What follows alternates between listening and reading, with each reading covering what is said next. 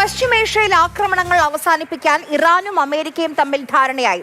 Qatar തലസ്ഥാനമായ ദോഹയിൽ വെച്ച് ഇരുപക്ഷവും നാളെ ചർച്ച നടത്തും.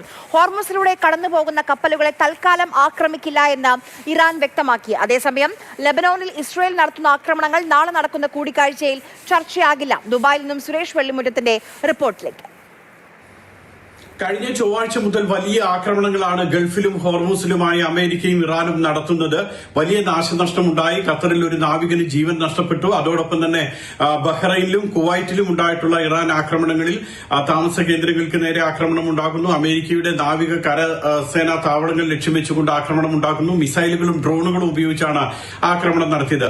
ഇതിനൊക്കെ ബദലായിക്കൊണ്ട് തന്നെ ഹോർമൂസിലോ അല്ലെങ്കിൽ ഈ തെക്കൻ ഇറാനോടോ ചേർന്നിട്ടുള്ള പ്രദേശങ്ങളിൽ അമേരിക്കയും തിരിച്ചടിക്കുന്നുണ്ടായിരുന്നു.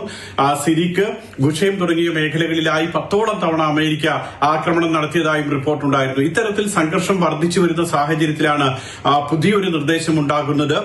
നാളെ, അതായത് ചൊവ്വാഴ്ച, ഖത്തർ തലസ്ഥാനമായിട്ടുള്ള ദോഹയിൽ വെച്ച് ഇരു രാജ്യങ്ങളുടെയും പ്രതിനിധികൾ ചർച്ച നടത്തുന്നു എന്നുള്ളതാണ്. അതുവരെ താൽക്കാലികമായിട്ടുള്ള പരസ്പരം ആക്രമണം നിർത്തിവെക്കുകയാണ്. പക്ഷേ ലെബനോണിലും അതോടൊപ്പം തന്നെ ഇസ്രായേലിന്റെ ആക്രമണങ്ങളുമൊക്കെ അതേക്കുറിച്ചൊന്നും ഇതിൽ പറയുന്നുമില്ല. ഏതായാലും നാളത്തെ ചൊവ്വാഴ്ചത്തെ ചർച്ചയിലെ ഏറ്റവും പ്രധാനപ്പെട്ട വിഷയം എന്ന് പറയുന്നത് ഹോർമൂസ് ആണ്. കാരണം ഹോർമൂസിൽ ഒമാനും അതോടൊപ്പം തന്നെ ഐക്യരാഷ്ട്രസഭയും ചേർന്ന് നിലവിലെ പാതയ്ക്ക് ബദലായി മറ്റൊരു പാത തുറന്നിരുന്നു. 3 ദിവസത്തിനുള്ളിൽ ഏതാണ്ട് 2500 നാവികരെയും 110 കപ്പലുകളെയും അതിലൂടെ സുരക്ഷിതമായി കടത്തിവിടുകയും ചെയ്തു. ഇത് വല്ലാതെ ഇറാനെ ചൊടിപ്പിച്ചിട്ടുണ്ട്. കാരണം ഇത്തരമൊരു ബദൽപാത ഉണ്ടായിക്കഴിഞ്ഞാൽ ഇറാന്റെ അപ്രമാദിത്വം, മേധാവിത്വം ഈ ഹോർമൂസിൽ ഇല്ലാതാകും. ഈ ഇറാൻ പറയുന്നത് പോലുള്ള ടോളോ അല്ലെങ്കിൽ ഫീസോ ഒന്നും കപ്പലുകൾക്ക് ഈടാക്കാൻ കഴിയാത്ത സാഹചര്യം ഉണ്ടാകും.